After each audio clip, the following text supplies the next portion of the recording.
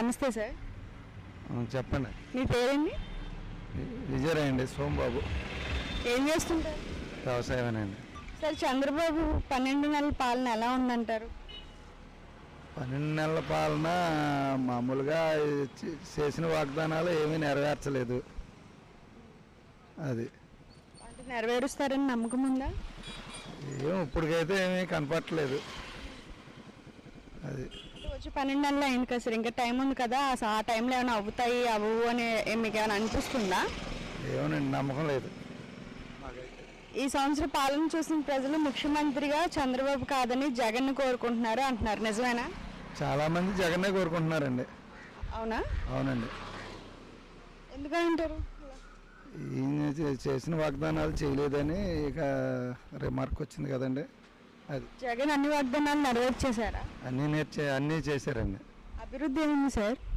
అప్పటికి మొత్తం ఆయన చేసిన వాగ్దానాలు మొత్తం నెరవేర్చారు. అంటే పథకాలు ఇచ్చారు. అలాగే ట్యాక్సులు కూడా వసూలు చేశారేమో. ట్యాక్సులు వసూలు చేశారంటే ఏ గవర్నమెంట్ అయినా వసూలు చేద్దండి ట్యాక్సులు ఏముంది ట్యాక్సులు. 12 నెలల్లో చంద్రబాబు విపరీతంగా అప్పులు చేసేసి చేసేసానని జగన్ మాట్లాడుతున్నాడు, అది ఎంతవరకు నిజం? చెప్తారండి, అలాగే ఒక వ్యతిరేక పార్టీ మీద అలాగే చెప్తూ ఉంటారు, అది మామూలే. అది డిప్యూటీ సీఎం పవన్ కళ్యాణ్ గారి పాలన ఎలా ఉంది? ఇంకా ఆయన గురించి మనం చెప్పేది ఏముందండి, ఆయన ఏం చెప్తే చంద్రబాబు గారు ఏం చెప్తే అది చేస్తారు ఆయన. నమస్తే సార్. నమస్తే మేడం. మీ పేరండి? కోట తంబి మేడం. ఏం చేస్తుంటారు? పని వ్యవసాయం. సార్, చంద్రబాబు గారు 12 నెలల పాలన ఎలా ఉందంటారు? బాగుంది మేడం. బాగోడు అన్నీ బాగా చేస్తున్నారు, చెప్పినవన్నీ ఒకటి చేసుకుంటూ వస్తున్నారు. ఈ ఊళ్ళో జరిగిన అభివృద్ధి ఏంటి? రోడ్లు కానీ అన్నీ అన్నీ బాగానే ఉన్నాయి, బాగానే చేస్తున్నారు. పనులు అవి ఉంటున్నాయండి? ఉంటున్నాయి మేడం. టైం టు టైం అన్నీ జరుగుతున్నాయా? జరుగుతున్నాయి. మీ ఇంట్లో పెద్దవాళ్ళు ఉన్నారా? ఉన్నారు మేడం. పెన్షన్లు అందుతున్నాయా? అంత వస్తున్నాయి మేడం. పెన్షన్లు ఎలా తీసుకుంటున్నారు సార్? ఫస్ట్ తరగతి తీసుకుంటున్నాం. ఎలా అంటే వాలంటీర్లు ఉండేవారు కదా ఇంతకు ముందు? లేదు మేడం, డైరెక్ట్ ఇంటికి వచ్చేస్తున్నారు. ఎవరు వస్తున్నారండి? వాలంటీర్లు ఉన్నారా మీకు? లేదు మేడం, మాకు పెద్దవాళ్ళు ఉంటారు, వాళ్ళు వచ్చేస్తారు. పంచాయతీ వాళ్ళు వస్తున్నారు.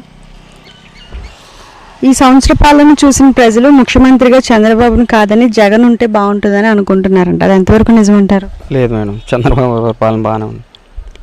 జగన్ గారు 5 ఏళ్ల పాలన, చంద్రబాబు గారు సంవత్సరం పాలనలో మీరు గమనించిన మార్పులు ఏమైనా ఉన్నాయా? వాడు ఏం తెలిసి నాకు తెలిసింది ఇది. ఆంధ్ర రాష్ట్ర ప్రజలకు పథకాలు కావాలా, అభివృద్ధి కావాలంటారు? అభివృద్ధి madam. Deputy CM Pawan Kalyan గారి పరిపాలన ఎలా ఉంది? సూపర్ ఉంది మేడం. గన్నవరం నియోజకవర్గం వల్లభనేని వంశీ ఈ రోజున బెయిల్ మంజూరు చేశారు. వంశీకి బెయిల్ ఇవ్వడం కరెక్టేనంటారా? కరెక్ట్ కాదు మేడం. ఈ 11 నెలలు చంద్రబాబు చేసింది ఏమీ లేదు, అరెస్టులు దౌర్జన్యాలు చేయించాడని జగన్ చేస్తున్నారు, ఆ వ్యాఖ్యలు నిజమెంత ఉందంటారు? లేదు మేడం, రాంగ్ మేడం. కూటమి హయాంలో అమరావతి రాజధానిగా పూర్తవుతుందంటారా? అవుదు మేడం. ఈ మధ్యన వైఎస్ఆర్సీపీ పేటీఎం బ్యాచ్లు చేసేటువంటి అడవుడు ఏంటంటే, చంద్రబాబు నాయుడు గారి సంవత్సరం పరిపాలన పూర్తయింది, ఈ సంవత్సరం పరిపాలనలో చంద్రబాబు నాయుడు గారి పరిపాలన వ్యతిరేకత వచ్చేసింది, ప్రజలందరూ ముఖ్యమంత్రిగా జగన్మోహన్ రెడ్డినే కోరుకుంటున్నారంటూ వాళ్ళు మాట్లాడుతూ ఉన్నారు. ఎందుకంటే పచ్చకావర్లు వచ్చినోడికి లోకం అంతా పచ్చ కనపడినట్టు వీళ్ళకి ఆంధ్ర రాష్ట్రంలో ఎంత అభివృద్ధి జరిగినా వాళ్ళకి కనపడదండి. వాళ్ళు మాట్లాడే మాటలు ఎలా ఉంటాయంటే, జగన్మోహన్ రెడ్డి ఉంటే ఆంధ్ర రాష్ట్రం ఏదో ఎన్నాళ్ళు సస్యశ్యామలంగా అయిపోయినట్టు, రకరకాలుగా అభివృద్ధి జరిగిపోయినట్టు, విపరీతంగా ప్రజలను ఆదుకున్నట్టు వాళ్ళు చెప్పే మాటలు. మరి ఎంత ఆదుకున్నవాడు, ఎంత చేసేవాడైతే ఈసారి కనీసం 11 సీట్లు మాత్రం ఎందుకు వచ్చాయి, ప్రతిపక్షం కూడా లేకుండా అంత దారుణంగా ఎందుకు ఓడిపోయాడు?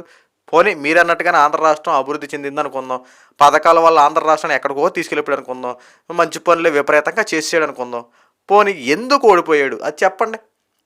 ఎందుకు ఓడిపోయాడు చెప్పండి. మీరే అంటారు కదా, రీసెంట్గా మీరు అనే మాట ఏంటంటే, గతంలో ఈవీఎం మిషన్లతోనే జగన్మోహన్ రెడ్డి గెలిచాడు, ఇదే ఈవీఎం మిషన్లతో ఈరోజున కూటమి ప్రభుత్వం గెలిచింది. అప్పుడు మీరు ఈవీఎం మిషన్లతో గెలిస్తేనేంటో ప్రజా ఓట్లు, ప్రజా తీర్పులు, ప్రజాభిప్రాయం, ప్రజల యొక్క సేకరణ రకరకాలుగా మాట్లాడినటువంటి మీరు మరి ఇదే ఈవీఎం మిషన్లతో ఈరోజున కూటమి ప్రభుత్వం గెలిస్తే ఇప్పుడు ఏమంటున్నారు మీరు?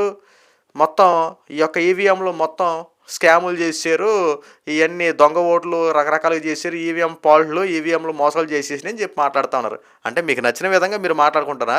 గెలిస్తే ఒకలాగా, గెలవకపోతే ఒకలాగా మాట్లాడతారా? అంటే ఆంధ్ర రాష్ట్ర ప్రజలు తీర్పు ఏమొద్దా? ఇది ప్రజాస్వామ్యం కదా. నిన్న ఇదే ప్రజలు కదా ఓట్లేసి మీకు అధికారం ఇచ్చింది. మరి ఇదే అధికారంలో ఉన్నటువంటి ఈ ప్రజలే కదా ఈరోజు మీకు అధికారం నుండి తొలగించి ప్రతిపక్షం కూడా లేకుండా చేసింది. అంటే మీకు నచ్చితే ప్రజలంటూ ఒక రకంగా కనబడతారు, మీకు నచ్చకపోతే ప్రజలు ఒక రకంగా కనబడతారు. అయ్యా జగన్మోహన్ రెడ్డి గారు, మనదే ప్రజాస్వామ్యం సార్. మనం ప్రజలు ఓట్లు వేస్తేనే గెలుస్తాం. అలాంటి ప్రజాస్వామ్యం తీర్పుని మనం గౌరవించాలి. అధికారంలో ఉన్నప్పుడు ఒకలాగా, అధికారం లేకపోతే ఒకలాగా మాట్లాడడం కరెక్ట్ కాదు. ఈ రోజున కేవలం కూటమి ప్రభుత్వం అధికారంలోకి వచ్చి 12 నెలలు అయిందంటే సంవత్సరం పరిపాలన పూర్తవుతోంది. ఈ సంవత్సరం పరిపాలనలో సూపర్ 6 పథకాలు 2 అవలంబించారు. అభివృద్ధి పనులు, రకరకాల పనులు చేసుకుంటూ వచ్చారు. గతంలో మీరు 12 నెలలు ఎన్ని పథకాలు ఇచ్చారు సార్? ఒకసారి ఆఫ్ ద రికార్డ్ చెక్ చేసుకుంటే అమ్మ ఒడి 12 నెలలు ఇచ్చారు. అది ఏటా 15,000 ఇస్తారని చెప్పి అది. ఇక మీరు ఇంకా చూసుకుంటే ఫెన్షన్లో 3,000 రూపాయల ఫెన్షన్ పెంచుతారని చెప్పి, 2,000 రూపాయలు ఉన్నదాన్ని 3,000 రూపాయలు చేస్తారని చెప్పి 250 రూపాయలు పెంచారు అంతే. అంటే ఈయన చేసిన పనులు. ఇక అభివృద్ధి పనులకు వస్తే మీరు చెప్పినటువంటి మాటలు, డ్రామాలు ఏంటంటే, ఇదిగో చంద్రబాబు నాయుడు అప్పులు చేసి వెళ్ళిపోయాడు, ఇదిగో చంద్రబాబు నాయుడు అప్పులు ఊపులు కూర్చేసాడు, అందుకే పథకాలు ఇవ్వలేకపోతున్నాం, అందుకే ఏమీ చేయలేకపోతున్నాం అని చెప్పి చేతులు ఎత్తేసిన మీరు ఈరోజు మళ్ళీ ప్రజాస్వామ్యం గురించి, ప్రజా ఓట్ల గురించి, ప్రజలు మోసం చేశారు, ప్రజల గురించి మాట్లాడుతూ ఉన్నారా? ప్రజలను మోసం చేసిందే మీరు. మళ్ళీ ఆ ప్రజల కోసం ముసలి కన్నీరు కారుస్తాం ఎంతవరకు కరెక్ట్ అండి? ఇక మీ పేటీఎం బ్యాచ్లు వేరే పనే ఉండదు కదా. ఈరోజు కూటమి ప్రభుత్వాన్ని విమర్శించిందే వాళ్ళకి తెల్లారుతో.